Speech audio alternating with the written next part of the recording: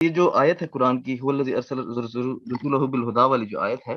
تو اس میں بتایا گیا، اور آپ کی میں نے لیکچرز بھی سنے، انہوں نے بتایا کہ اس زمین پر اب دو ادیان جمع نہیں ہو سکتے۔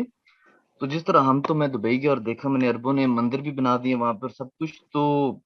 ایک تو اس کی کیا نوعیت ہے، اور ان پر اس پر عذاب آ جائے گا، یا اس کی کیا نوعیت ہے، اور جو بنی اسرائیل پر آخری کوڑا برسے گا، اس کی ذرا وضاحت کیجیے گا۔ تو اس میں جو بات بیان کی گئی ہے وہ یہ ہے کہ یہ سرزمین عرب اللہ کے لیے خاص ہے۔ اس کو قرآن کی اصطلاح میں الارض المقدسہ کہتے ہیں۔ پہلے فلسطین کو خاص کیا گیا تھا،